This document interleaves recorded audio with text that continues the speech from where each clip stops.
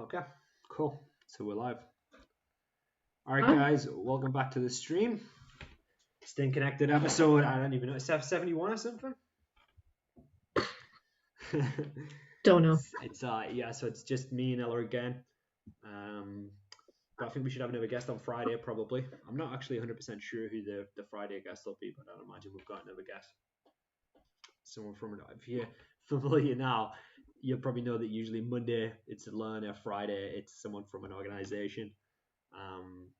Yeah, or sometimes it's just us on a Monday as well. Sometimes it's just us whenever. Sometimes it's just us whenever as well, yeah. But I think you guys are used to it. It's good to see you guys in the chat there. Obviously, we've got Sue who's back, so welcome back, Sue. It's good that you're in the chat once again, and you can communicate with us and so on. So happy to see that, Sue. And hello to Charlotte and Gary as well. So thank you for joining us, guys. Hi. So Ella, what have you been up to? What have you been up to lately? Is anything interesting been going on in the world of Ella, or just pretty much the same? Let me think. Like went to IKEA yesterday. Like that's so exciting. Oh my god! I tell you what is exciting though at IKEA. I got a rug from Bargain Corner for £2.50. £2.50. Wow, awesome! You're gonna have to show me a picture of that. Did you say mug or a rug? You said a rug, right? A rug. I was gonna say, but that's amazing. A rug for £2.50. Yeah. Should have been like 100 quid or something. So we were like.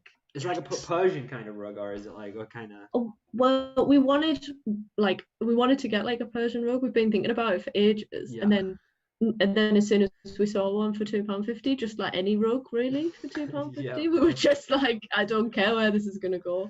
But it's like it's just like different colours of like yellow and orange and stuff, so it goes with our horrible mid-century living room. That's cool. I really want to see brown and yellow. Like what your living room looks like, because I know that you and Scott were like really kind of into like how you were going to kind of do the interior design and stuff. So I'm sure it looks very cool. I could already imagine what it would look like. I'll have to see if I can find. I'll send you a picture. Sure, yeah, we'll. So is it like kind of 70s-ish, the rug, or is it just like? It's not. It's sort of okay. I mean, it was handmade in India, so it's like got slightly, it's like traditional and stuff, but it's not that 70s, but it fits within like the other color scheme that we've got, so it's for £2.50. I don't care. Perfect. It's better than the horrible grey carpet that we can't change because we're renting, so it's just better than that, really. Fair enough. Yeah, that's pretty cool, man. Trying to think about myself. What have I been up to? Did you get anything else at IKEA? That's good. Did you get the classic IKEA food? Because I think IKEA food's always pretty decent. Yeah, we got veggie hot dogs at the end. It's better than veggie hot dog meals. Nice. I don't know. Yeah. But they do plant balls now. Like the meatballs. They do like plant ones now. Like so we want to try those. Swedish plant balls. That's so cool. Yeah, definitely get amongst that. I mean, obviously that's like the classic, isn't it? The Swedish meatballs with like the peppercorn sauce and the mashed potato. It's yeah, I have to get that when you go to IKEA. It's pretty lush, actually. I think it's yeah. I've never experienced it, so I want to experience it with plant. It's good, and the hot dogs are like really cheap as well. And then also like they do like ice cream. You get like different ice cream flavors, which are like quite cheap and stuff. So it's like it's pretty. Yeah. I think the hot dog was like 45 pence or something. There you go. I mean, that's crazy, right? So that was pretty good. So cheap. Yeah. So myself, I'm still pretty much like obsessed with chess at the moment. That's what I've been really getting into. Yeah. How's that going? It's going okay. So like dude, I started to have like a meltdown because like there's on the actual chess.com app. It's what like the professionals and stuff use as well. So the grandmasters, like they all have accounts on it too. Yeah. Like, the world's like most of them at least. The guy who's like the world best, Magnus, I don't think he has, but like most people do. But like their level is like, so it goes off his score and it's like skill based, and like their score is like like 2,800 to like 3,000 whatever, and my score is like it's like just gone to 600. So it's like there's like a huge skill gap, right? But it's like That doesn't seem that big, really. obviously though. But yeah, I mean it's pretty decent. But like I feel like that's like the beginner range, so like 600 plus is still like a beginner. Mm.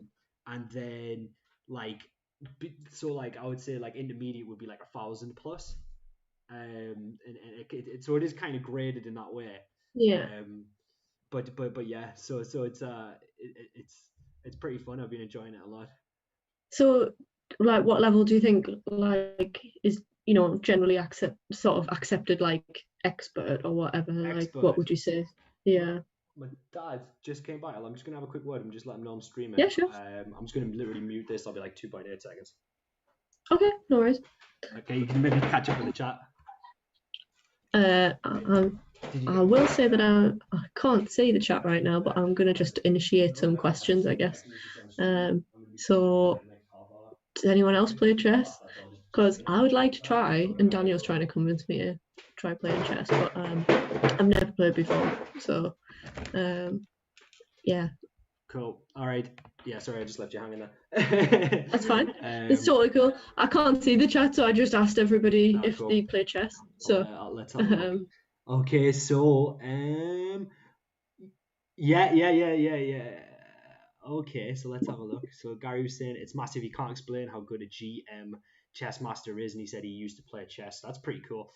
Well, yeah, on the right. So basically, like, just as more of a like kind of backstory to that, on like there's this tournament like the Twitch streamers do, and it's called like PogChamps, and basically on that it's like the Twitch streamers who play video games, but they all play chess, and it's like whoever wins the tournament. So it's like they're all basically amateurs, like there's some of them are like decent, but like in terms of like they're not like professional chess players. Yeah.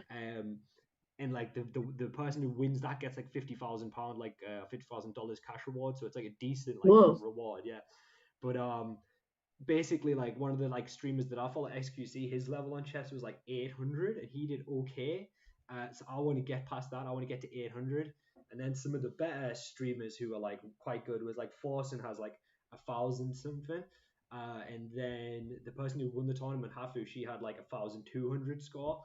So if I could get to 800, that would be my goal. But if I ever got to like 1,000, then that would be like the optimal. And that would be, I think that would be like an intermediate level. Yeah. Okay. But yeah, it's insanely fun though. Oh, man, I feel like I know I say this every time you bring it up, and I feel like I want to try it, but like I'm still playing Elder Scrolls Online at the minute, so I'm like in that realm at the minute. So yeah, I feel like I can't leave yet, if you know what I mean. Well, like me, you just gotta wait for it to get boring, if you know what I mean. Definitely. It's because I play speed chess as well, so it's like 10 minutes long, and like each game's like 10-20 minutes, and basically like so like each person has like a timer, and like I can play a game in like 20 minutes, or if you get like an early checkmate, it could be like 5 minutes long. So it's like it's just in between stuff. It's a great thing because sometimes if I'm playing a game, it's like I'll have to set it up, and then like it takes me a while to get into it. But if I'm playing like a game of chess, I can do it in like 5-10 minutes, and it's just like straight in. So fair enough.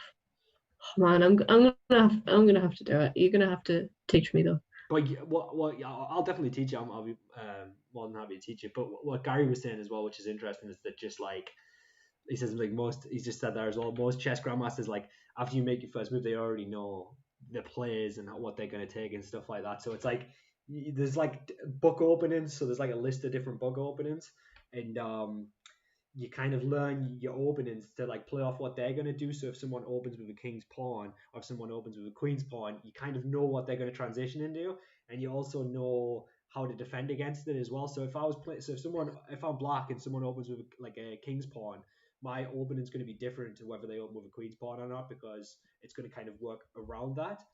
And also it works where like depending on what move they play, like if they play a certain second move first, you may end up playing their game. So if they do a certain move, then you'll be playing the Italian game. But if you manage to put your pieces in a certain way, then maybe you're doing like Caro Khan or something. But the interesting thing I was telling you about is I don't know if I told you this, but I was looking at the Coral Khan, which is like it's like an opening for black, and basically I looked up the guy who invented it or one of the guys that invented it, and like Horatio Caro, and I found out that he's actually from Newcastle. And he like invented it Whoa. in like the 1800s. Wow. Yeah, it was so crazy. And You, I feel like you have to like base your whole like law around that now though. yeah, You have to like what's a you good have opening? to So you have to do like an offshoot of that. That needs to yeah, be your signature. that's it. So it's a really good opening.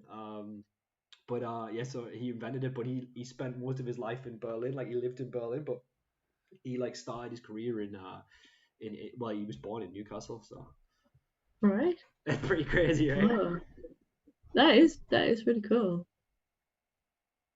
So yeah, that's it. So Charlotte's saying that I used to play chess with my granddad, but that was a very long time ago when he was younger. And Sue's just saying, I know how to play chess and I know the rules, but I'm useless at it. So yeah, so there's like a certain thing. There's like a thing called like a four mate check, like a four move checkmate, and you can do it Yeah. for white. And if people don't know, and there's also like a two move checkmate for black, but like it's much harder to get that. But if people don't know, you can just easily do that. Like if it's their first game of chess ever, you could get them with like a four move checkmate like so easily. But Mm, once you learn how to avoid it though, it's actually a really bad opening. So it's like if you know how to like avoid that move, then it kind of puts them in it like off tempo because it's all about tempo in chess. So it's like it's not a good opening to have. I get you. Anyway, like that's a intro of like quite a bit of chess talk there. So, but Um, it's interesting stuff though. yeah. Have you been up to anything else? Other than that, I don't know, just the usual, really, man. I mean, obviously, I've been playing on my Switch a bit, so I've been playing a bit Oh of yeah. kind of Link's Awakening, which is it's like it's a remastered version of the Game Boy version of what's it called of the Game Boy game, and then it's for Yeah. Switch though, but it's pretty good. And I've been playing a bit of like NBA 2K21, but I hate it, and like every time I play it, I'm like never gonna play this game again. But then I still play it, and I'm like, why am I playing this? I hate it. It's terrible. It's so bad. The shooting's really terrible. But Uh, other than that, I've been watching like a bunch of like Hong Kong films as well, which I always watch, and like really into like Hong Kong action movies, obviously, and there's this like series of Hong Kong movies called like God of Gamblers. And there's one I was watching called like it's so weird, right? Because there's the God of Gamblers, which is with Chow Yun Fat, which was like from the like 1989 or 1990, and then Stephen Chow, who does like comedy movies, he did like a parody of it, right? In the same year, and then the next movie, which is a sequel to God of Gamblers, so it's like God of Gamblers 2, is actually also a sequel from the parody. So the characters from the parody are in the sequel of the second movie.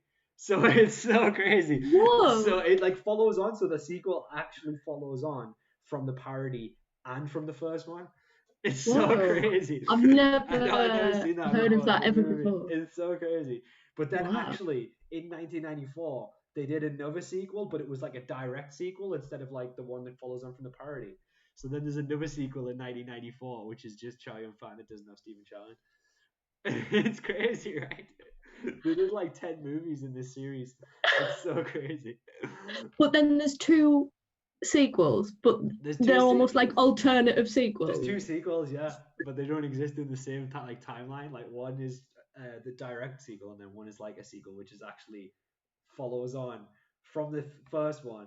Has like some of the characters in the first one, like some of the main characters, like big actors, and then also has the main character from the parody, but like together in the same universe. It's honestly I never That's heard of anything. insane. That It's is crazy. literally insane. Never seen Um, anything like that before, but it's pretty cool. wow. That is really cool, but I don't understand. Yeah, Like, it's crazy, but I mean, yeah. yeah, I don't know. They are they're like pretty crazy in like Hong Kong movies. I don't think they are. They're like because it's not like with like a Hollywood movie. Like I'm like a massive like fan of like Jackie Chan, and it's like they basically would just like a company like Golden Harvest would just give them money and be like just make whatever you want to make, and it's not like now that would never exist like the what we just talked about because there would just be so many issues with licensing and stuff like that. Like the original may have been made by Sony, but then the parody will be made by a different studio, and it's like it just would never be able to be done Yeah. because there's just so much stuff to juggle. But like in Hong Kong, like there was no paperwork or anything. That would just be like stuff like that would just happen all the time. So That's really interesting. yeah, and like there's like in terms of stunts as well, they would just let them do whatever they want. Like if you look at like a lot of Hong Kong movies, like the action movies, like the stunts are always like super death-defying because it's like they just don't care, and it's like they know that like if the person's willing to do it, they'll be like, yeah, you can do it. But now in like a Hollywood movie, they would be like, oh, you can't do this because of this, and there's just so much red tape. Yeah.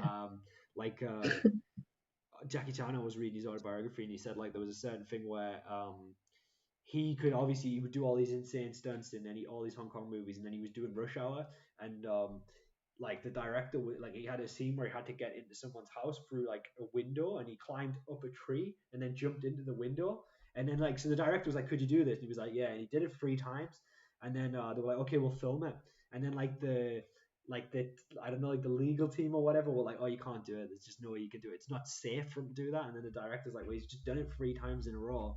He can do it. And they were like, no. And then they had to like kid it out, and they had to come back like 2 weeks later when they put like mats on the floor and stuff, and like so it's just it's kind of crazy. But yeah.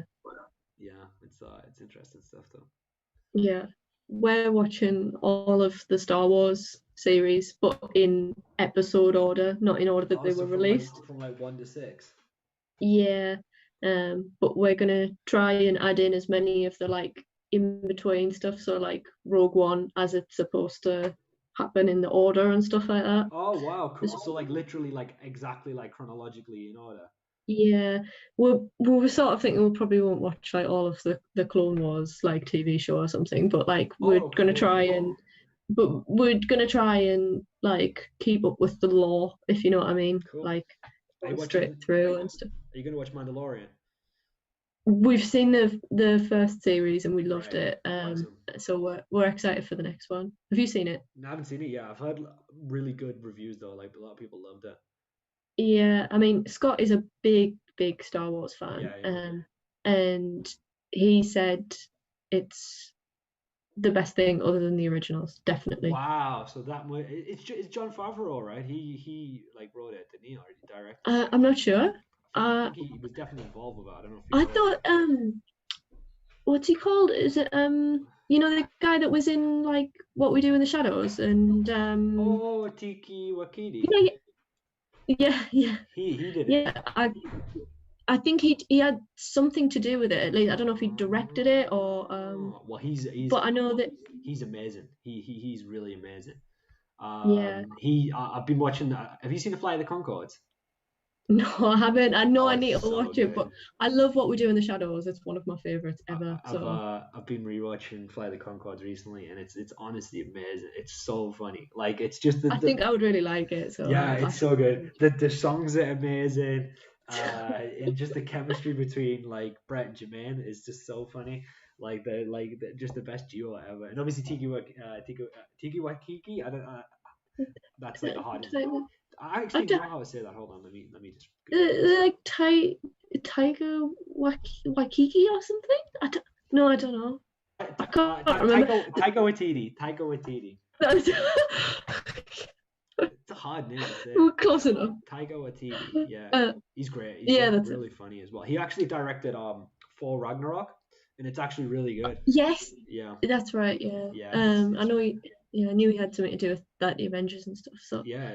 But yeah, I think he had something to do with at least the direction of it. But maybe I'm wrong. Maybe I'm starting to think of No, I would not be surprised at all. But yeah, the series was really great. We wanted to just keep watching them all and stuff. Like it makes you want to watch the next one and stuff. Do you agree with Haytham though that like A New Hope's terrible? Because that's what Haytham thinks, doesn't he? He doesn't like A New Hope. A New Hope? What, like the first ever? Yeah, the first ever film. Haytham doesn't like it. I remember speaking to him about it like quite recently. I disagree with Haytham. but and you know what? It's actually my favorite one. Yeah, but really. It's not the best. It's not the best, but it's my favorite. I think it's nostalgic for us though. I can remember like watching it when I was a kid with my dad, and like being scared of like the Tusken Raiders and stuff like that. And you know, I as somebody that likes 70s kitsch stuff Yeah. and sci-fi, etc., it appeals to me in that way. Like I love how kind of kitsch it is, if you know I what I like it. mean. I Um, think it's quite good. It's got a and lot of I atmosphere think to that it, but I think yeah, I, I, I I don't think know. it's more that than anything else. I Yeah. mean, don't get me wrong, like it's basically Shakespeare set in space. You know, it's traditional character roles. You've got like, you know, an unexpected, unassuming hero, a maverick, a princess, a typical villain. Yeah. All of that stuff is there. So it's not exactly groundbreaking, but I think that the way that the universe has been created is something quite special, if that makes sense. And Yeah. No. Yeah. you know, those things have always existed, you know, in high fantasy or high sci-fi or Hmm. whatever.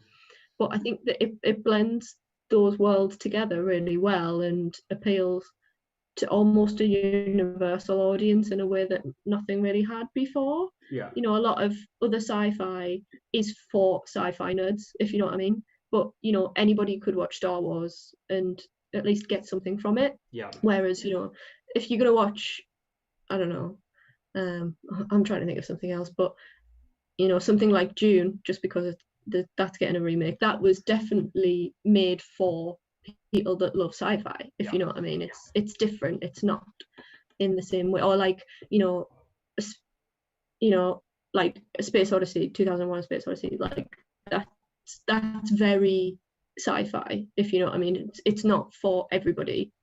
So I think that Star Wars does have a lot of those things that make it like Yeah. universal and a bit fun, Yeah. and you know, like um yeah. So there's good things about it and bad things about it. It's just, you've just got to take it for what it is. They're not the best films in the world, I certainly wouldn't say that, but just, I think the culture around them and the atmosphere that they have is the best things about Star Wars, if No, I that feel makes like sense. it's a good point. I feel like you could show the original trilogy to everybody, and I think that everybody, could enjoy it. I think that it's like it's rare that you would find someone that wouldn't engage with something, and I think that's maybe due to the fact that it relies on, as you were saying, like um, traditional character archetypes, and I think that I think it's obviously very deliberate as well because George Lucas, I know, worked with Joseph Campbell, who's like really about like he had a book called The Hero of a Thousand Faces, which is about like character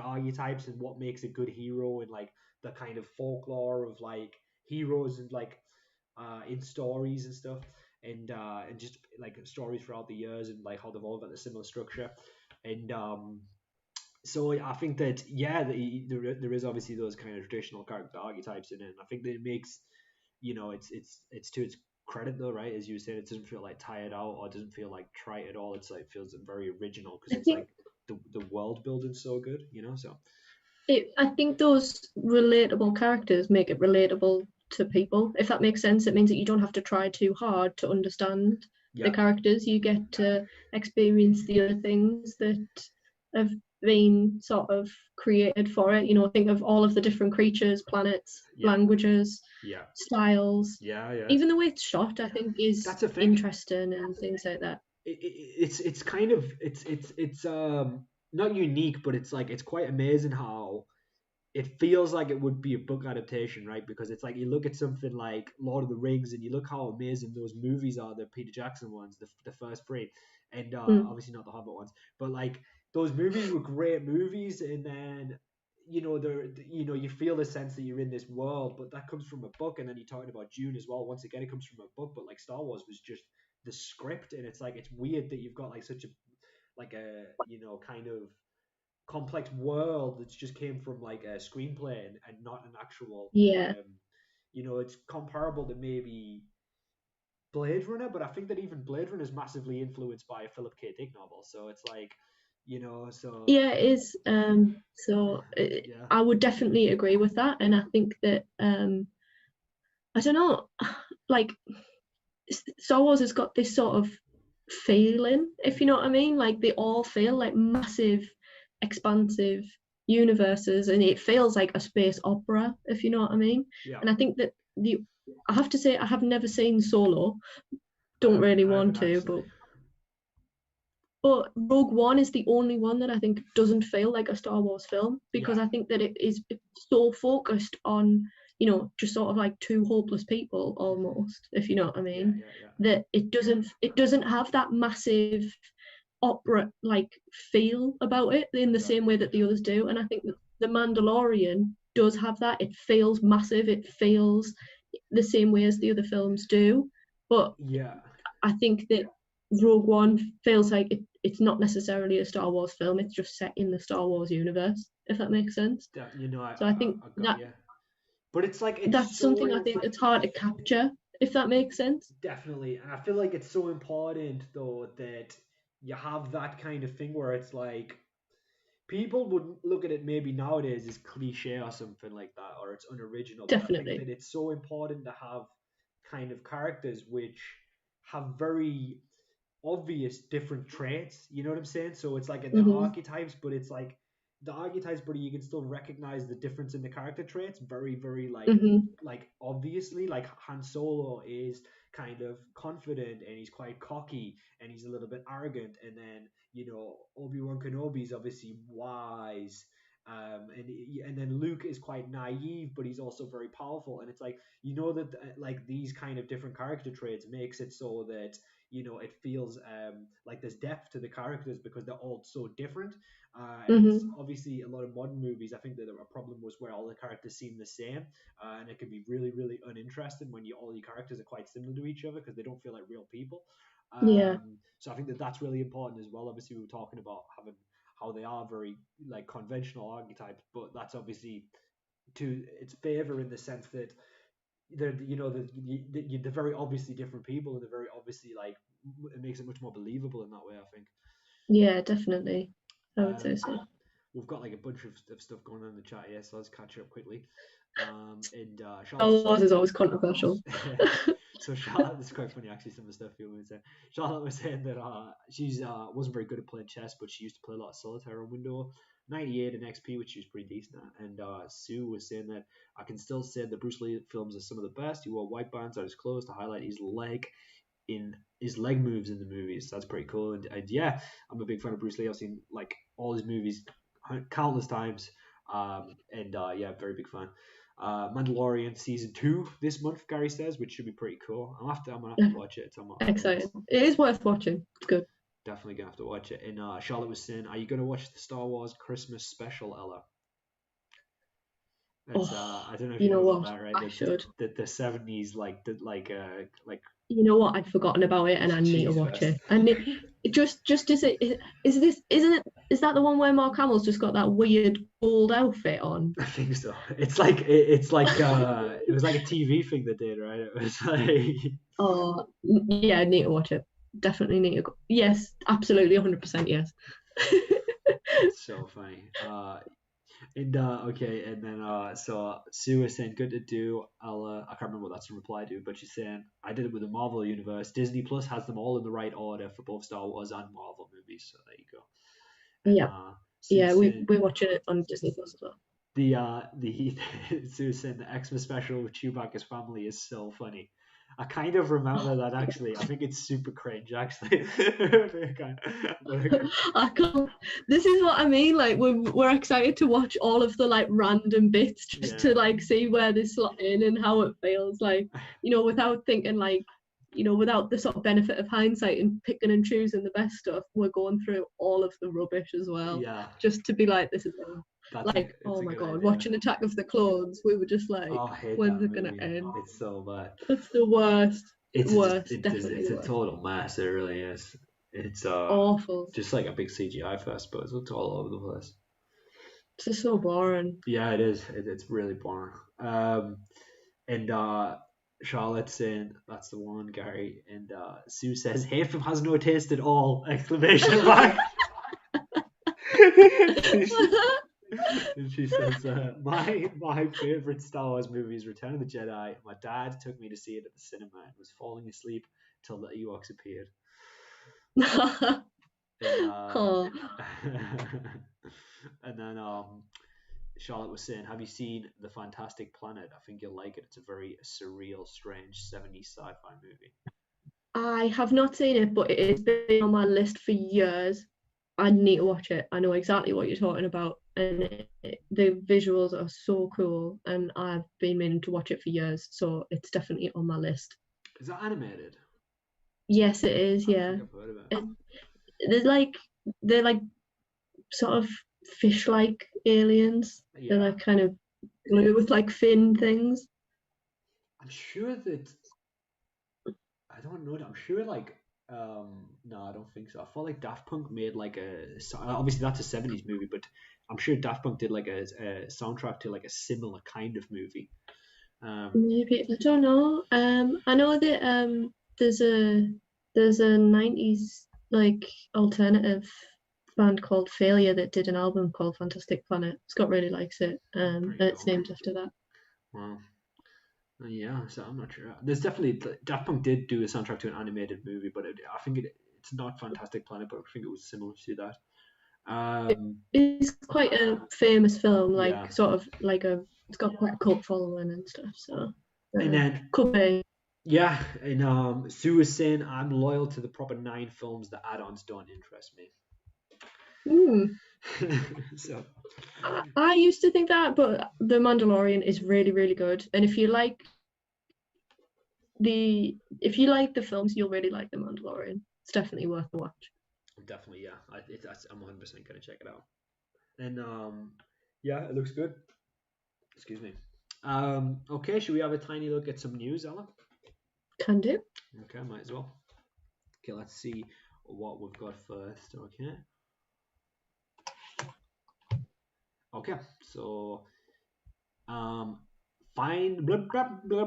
study finds that cute animals are good for your health. Have you got the link for this one, Ella? I think that this is I've the one got the that's link. super relatable for me and you because we always like send each other like pictures of like cats and stuff. So I think that this is it's a I good one. know. Okay, so this is like, I know. and I know it's, I don't need a study to prove this. I know. As soon as I saw this, I was like, yes, this is definitely right. So, so said that there may be a good reason we love to watch little piglets and fluffy ducks online, and cats, obviously. And it's saying Mhm. that seeing adorable animals actually helps to reduce stress levels in humans. Researchers, Researchers. I'm like Russian now. Researchers at England's university, I mean German, right? Research. It almost sounded a bit like Dutch or something. Okay, yeah, maybe, yeah. And we don't need to see adorable critters in real life for them to have an impact on our sense of well-being. So, partnering with Tourism Western Australia, the University of Leeds explored the psychological and the physiological effect or impact of cute animals on students and staff at the college. And it was saying that 19 I literally can't speak, 19 participants were asked to watch a 30-minute slideshow that included images, short clips of animals, including Australia's iconic marsupial, the quokka or the quokka. I'm not quite sure. I don't know if I've seen that before. I wonder if that's what's pictured, like cute little duck guy. No, I No, think a marsupial is it's like a kangaroo kind of thing, right? yeah, Yeah, yeah. It'll be like a small mammal thing. that sounds awesome. So 15 I of the think I know what 19. they look like actually. I have to check I that think out. they look. Yeah, I think I know what they look like. So 15 of the 19 participants were due to take an exam, 90 minutes. I mean, that's not going to help your sense of well-being, is it? Remaining 4 participants were academic support staff who declared they were feeling stressed at work. Anyway, so the results are that in individual cases, anxiety levels dropped by almost 50%, proving, Wow, yeah, so proving that viewing cute animals can be a powerful stress reliever and a mood enhancer. And it actually is as well because, like, it totally is. joking aside, like, I literally will look at like I'll just go on Instagram and I'll look at like a big cat hashtag if I feel stressed or something. And I'll just like look. No, So it's like I know. no Sometimes I know. Sometimes I've sent you like videos of big cats before, and you've replied like, "I needed that right now." Yeah, I know. It's so true though, because I'm like, oh, it's so good. But it's actually, I can 100% relate. I can confirm that that's actually the case because it does actually always make me feel much better because I'm like, that's so good. Definitely. Yeah, that one. Sometimes if I've watched like something horrible like on the news, or if I've watched like an Yeah, awful film, or like my yeah. faith in humanity is just gone, I'm like, kitten. I know that's it. Yeah, and it just yeah, exactly, and it just brings you back because it's just like how can something so beautiful exist like that in the world, or so cute, like that one of the cheetah, I think, or a leopard, I can't remember now, but you sent me just purring. It was amazing. It It's a was cheetah. cheetah, yeah. Oh man, it was that was so adorable, and it's so crazy to hear like a Oh, big cat purr like that because you kind of forget that I they know, purr, and it's like I wow, know. So crazy. yeah, Like I don't think all of them do. no, yeah, But well, no, I don't know. Maybe it's I can't remember. There's like some things that if big cats roar, they can't make another kind of sound, okay. and I can't remember what it is. It's something to do with the way that their vocal cords or something work. That if they can roar, it means that they can't make some other sound that smaller cats can make. Oh wow, it's weird when I've heard like a carousel or something like that purr, and they're like so, Yeah. or a bobcat when they purr. It's so cute. It's Oh, like, it's so cute. oh, it's amazing, man. Oh, it really is. And it's yeah, the cats are the most adorable thing ever. So yeah, big fan of that, and that was something that I already could kind of guess. Oh, and there you go. There's the quackers there. It's at the very bottom. There's the video, and there's a couple of little quackers in. Oh, They are cute. It's like eating away. The oh. little tiny hands. Goodness. It's adorable. Um, okay, so this rat wins a gold medal from a UK charity. How do you feel about that headline? So the actual headline's even better. Like that's just like the link headline. The actual headline is this rat sniffs for landmines in Cambodia and has just won a gold medal for his life-saving work. So there's a picture of him with his hands up, and he's got a little gold medal on there. And it's saying that he's a landmine detection rat who in Cambodia has transformed the lives of the country's citizens. He's been awarded a gold medal from a charity for his life-saving bravery and his devotion to duty. So yeah, and this is actually Wow. amazing, right? He discovered 39 landmines and 28 items of unexploded ordnance to date. So that is so. That's amazing. During his career, he has helped clear over 141,000 square meters of land, which is the equivalent to 20 football pitches, making that land safe for local people again. Think how big a football pitch is for us, never mind a rat. Like, I know. And it's saying that he's the first rat, believe it or not, in the charity's 77-year history to receive the BDSA medal, joining a lineup amazing. of brave dogs, horses, pigeons, and a cat. So one cat. So there's a cat there. So yeah, I mean that is amazing. I didn't know that rats had the talent to do that, but I think that is pretty cool. That is really, really cool. I mean, I wonder how they do it. Maybe they're just like he smells it and he makes a noise, and then they give him some food or something, and then that's how they kind Don't of. know. I Oh, literally don't know. Like, how would it know? Like, how does it know that there's something there? Like, what is it that makes it know? And how do you train it to know that and to tell you? it's It's just so so crazy. crazy. I have Amazing. no idea. I really have no idea.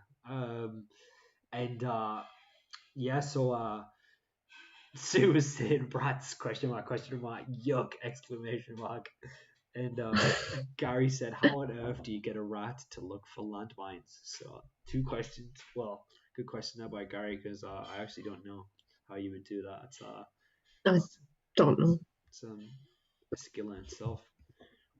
Okay, so onwards. So some interesting stuff there. And we've got here that the city of Berlin now runs a department store that sells all recycled goods. So it's pretty interesting. So in an effort to topple the throwaway culture and promote reuse and repair, City of Berlin has taken a unique step of opening its own second-hand department store.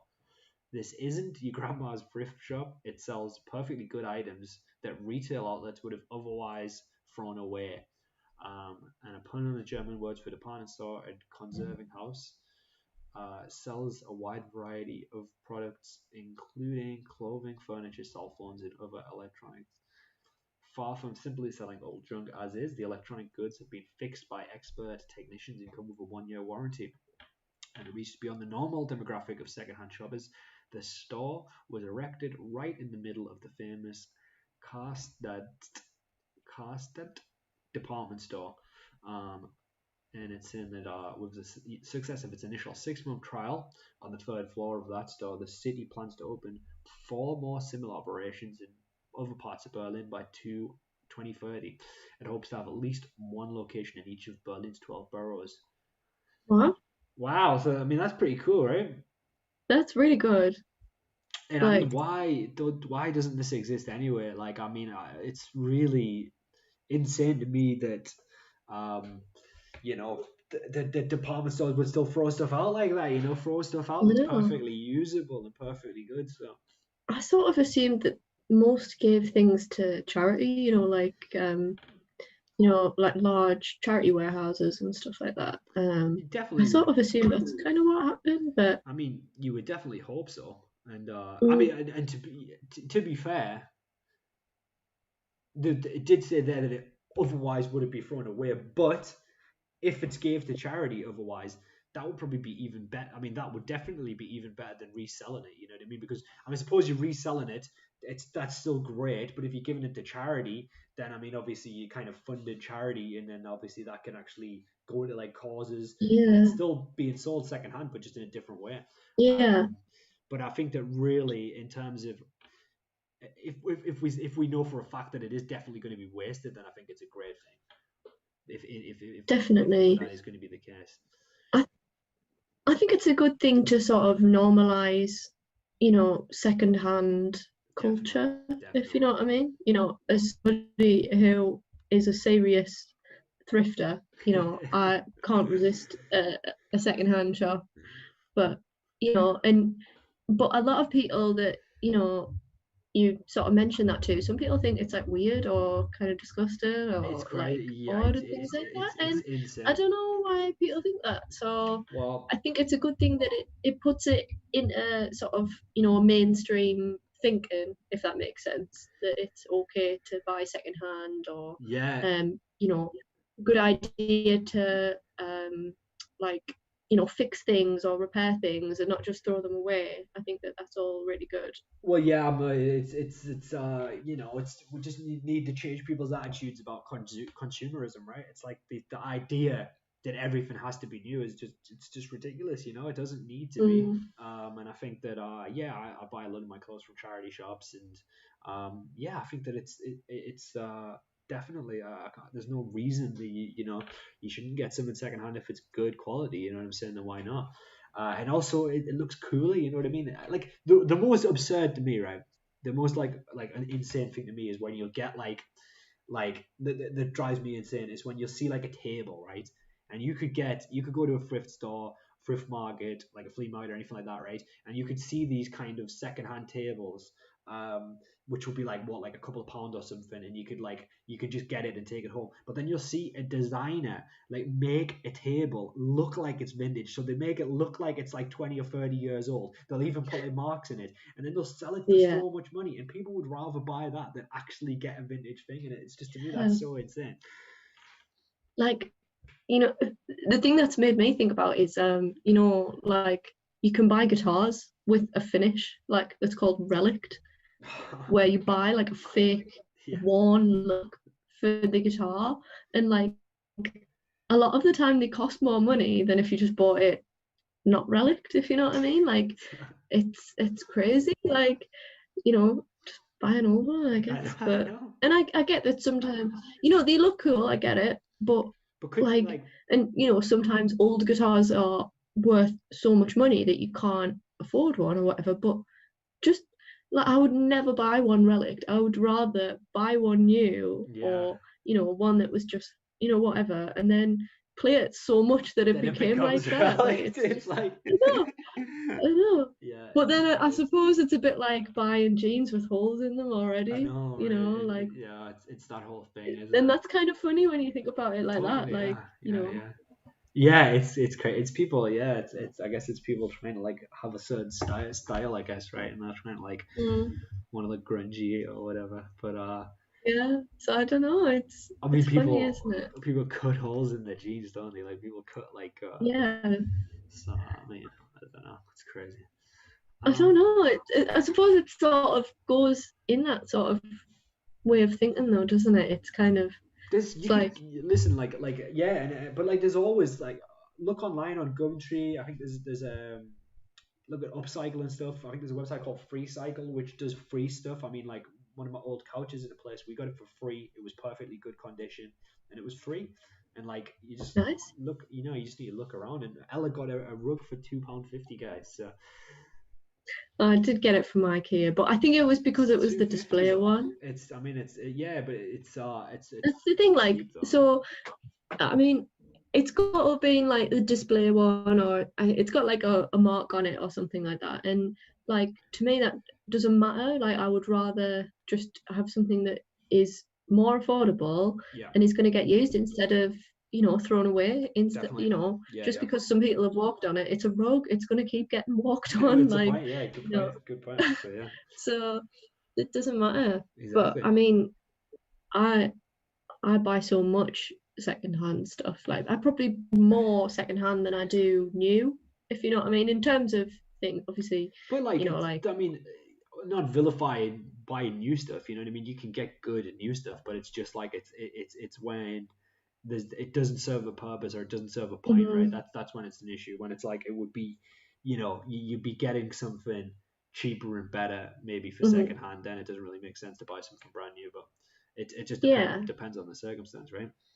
yeah. Or like, if you say if you have got a pair of jeans and you've actually worn a hole in them or whatever, like, you could mend them instead of throwing them away and getting a new pair, or Definitely. you could think, you might buy a pair of more high quality jeans that'll last you longer rather than buying 10 pairs that cost you, that are going to cost you more in the long run and that just aren't going to last as long and you're going to throw them all away.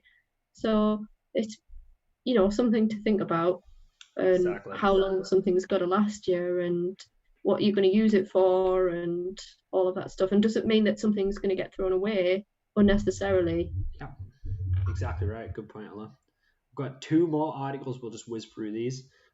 Sure. This one here is that hot baths lower blood pressure and blood sugar. I mean, I Ooh. could have told you that because I love a good hot bath.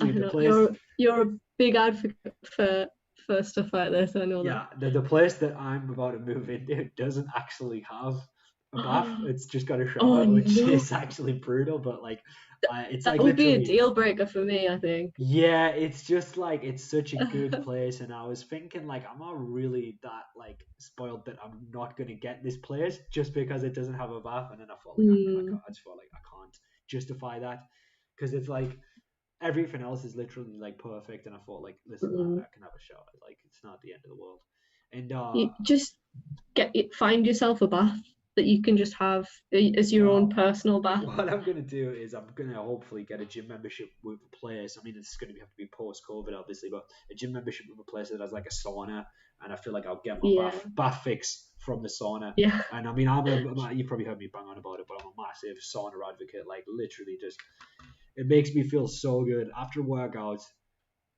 Have a shower, go have like a maybe like a swim or a cool down, go in the sauna, then have like another like don't have a shower but like wash off, go in the like maybe go in the pool for a little bit, then go in the sauna. I mean, this sounds way too complicated, and then go in the shower after. But it's the best thing ever. Basically, after a workout, go in the sauna and then have a shower, and it's like there's literally no better feeling because your whole body just feels tender and relaxed, and it's like Mm. I can't even begin to express how good that must actually be for you. It's like literally like it's like the fountain of youth. So these findings come from a cohort study of 1,300 individuals in three different bathing groups that take a hot bath So the ranges, the different range in the group was those who take a hot bath less than once a week, from 1 to 4 times a week, and then 4 or more times a week. And it was saying that consistent with other findings on the therapeutic benefits of extreme heat, as I'm kind of talking about with saunas there. Blood pressure, body mass, blood tests found that those with high frequency of bathing saw decreases in body weight, blood pressure, and hemoglobin, which is a marker of blood sugar. So heat shock therapy, that's kind of, if you guys want to look into that a little bit more, that's your body creates these proteins that protect your body. It's a similar kind of idea to exercise, and where when you exercise, your body has a stress response, which forces your body to get stronger and better. It's similar with heat shock proteins. It's like a stress response that your body has that makes you, that can make you feel better and relaxed. Not to mention just the like the benefit of the actual heat itself, like in terms of soothing you. Um, so yeah, so pretty really great stuff there, and obviously, um, if you go to somewhere like Finland, in Finland, there's so many saunas. They're a huge believer in that. It's a huge part of their culture. Even if you go to like Turkey and you go to the Turkish baths, it's a big part of their culture as well. And Mm. it's like, this is things that this is not new information. People have been doing this for hundreds and hundreds of years, Mm. potentially thousands of years, in hot springs in places like Yeah, China, and the hot springs and stuff like that, and yeah. I'm sure in a lot of these places that they've always done this. You hear about the baths, don't you, in like kind of ancient kind of civilizations, and yeah, it's a great thing that is that's really helpful. So yeah. I can believe it. Oh, and here we go. It says a Finnish sauna session was found to increase heart rate variability, which is indicative of the heart's capacity to react strongly under stressful conditions. So it's long-term sauna use is found to improve um, left ventricular function and blood pressure. That means it's like something to do with ventricle. You got your That's something to do with your heart, basically. And so Yeah. it's saying that it's found to Finnish saunas when used decrease the risk of stroke, death, or hypertension and cardiovascular disease by around 46%. So Wow. yeah, and honestly, there's a study, right? It's like a 20-year study they had on 2,000 people, um, aged 40 to 60, and it was over 20 years, and it was like they used the sauna 4 to 6 times a week, and the findings are just incredible. It was like Wow. life changing. So Wow. yeah, it's pretty crazy stuff, but it's really good for you. It's just not that accessible. It's like not everyone can get to a sauna, Yeah. unfortunately. But it's definitely worth it if you can. Okay, last article, guys. I thought this one was really quite funny. This dad cycled 200 miles from Scotland to England for charity, riding his 8-year-old daughter's pink bike. If you can have a little look at the picture there, you can see the bike.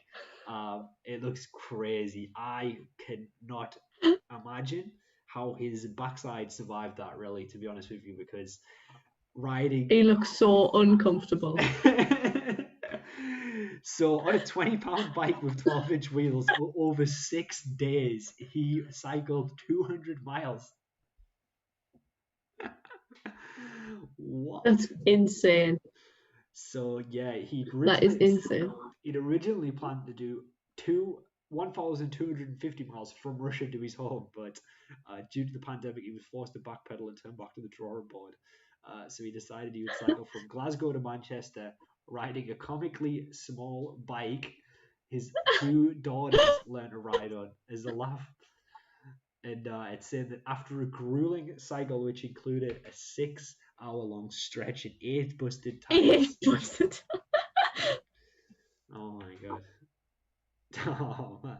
It was saying that Wesley said, I wasn't sure I was going to make it, but I was going to throw it all away during certain stretches. This is the part that got me. It says he endured grueling pain and reached peaks as high as 1,350 feet at the Shap summit in Cumbria. And he says, with some understatement, the bike wasn't built for.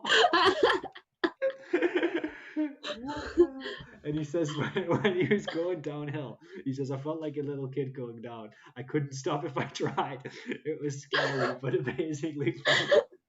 I'm just like picturing in my head, right? Like if you're driving like down the down the country road and someone's just flying on like a kid's bike, like just coming downhill, it would be like, what the Just a hell? man folded up like a crisp on top of like this tiny bike. Just flying down this hill. Oh, it's so crazy. Oh But my you know what? god. Yeah, well, it's pretty good. He said he raised £8,300. So that's Well, pretty that's good. good. I think he deserves more than that, man. That's like a crazy. Yeah. I've seen people get more from the Great North Run. Like no disrespect to him, but like you know what I mean. Like it's for something as insane and like hard as that. I feel like it's Yeah, so. If definitely. that's still going, man, hopefully he gets some more funds. Because he certainly deserves it. Because that is not easy to do at all. So I mean, Not, good not stuff. easy to do on a normal bike, never Exactly. mind that. That's the thing. I couldn't do it on a normal bike. Like so, you know what I mean. I'd probably die if I did it on a normal bike. Um, yeah, it's crazy. But yeah, that was I thought it was a good laugh. Okay, so just to catch up with the chat just before we go, Sue is saying that anybody want a DVD player? No remote, but it still plays perfect. So there you go, guys. You know, bit of secondhand thrifting there. There you go. And Gary's saying unless you GameStop or Game Station. I'm not 100% sure what that was in reference to. And Gary was saying that, not Gary, Charlotte was saying that, yeah, I'm always in charity shops looking for secondhand Yeah, stuff. definitely. And yeah, she's saying that every time I see secondhand item, she wants to get it, but she says she doesn't see why most people wouldn't get that stuff. And she's saying that she hates when people put the price up and it skyrocket because it's vintage or it's popular when it's not even worth that much, like physically. Like, yeah, I mean that's the thing. Yeah. Value, like, isn't like values like a concept. Like, it's we create value, right? And like Yeah. demand creates value. So it's like it is stupid, isn't it? When it's like if you think about it in terms of like just physically speaking, right? Like, so if you think like you remove like kind of all ideas of like, style or fashion or culture or anything, if you think there's a pair of jeans that are normal, completely normal, good quality pair of jeans next to a pair of jeans that are scuffed and have got two holes cut out the legs. Now, like objectively speaking, the pair on the left is better because they're better quality, right? They'd be better to wear, but because we've got all these ideas about style and stuff like that, the pair on the right might be more expensive, which is just such an insane concept when you think about it. When you remove all ideas of Yeah. style and so Like, on, in terms of functionality. I mean, as somebody that has a large collection of vintage clothing, like I definitely have things that are similar to each other, and one thing might be worth so much more just because of a certain collectible label that it has, if you know what I mean. Yeah, Or if you remove the label from your clothing, if you've got a vintage collectible item, if the label isn't there, it can be less than half the value. that's so crazy, isn't it? Really is crazy. Mm. And okay, so Gary was saying he has a few friends from Finland, and everyone has every house has a sauna. He says, and he Wow. says that they have heated floors as standard as well. So I need to get myself over to Finland, I think. And Yeah, sounds good. yeah, and Gary was saying that 200 miles on that with his open mouth emoji. And Charlotte was saying she doesn't like taking baths. Um, she doesn't like the idea of sitting down and doing nothing in a hot room. She finds it very boring. So fair enough. And yeah, and Wib is just saying hello as well. So hi, Wib, mate. Um, Bye. but I think we're about there. So thank you for joining me today, Ella, and thanks to the chat. Guys, if you could please do the survey, the link is it is in the description. I can post a link in the chat as well there, and I think me and Ella are gonna go. But thank you for dropping by, guys, and we really appreciate you tuning into the stream today. Um, Yeah, so it was thanks for good. joining us. And yeah, thanks, guys. And okay, I think me and Ella are going to take off. So thank you so much, guys. And we will see you again on Friday if you would pop by. So catch you later, guys. Bye. See ya.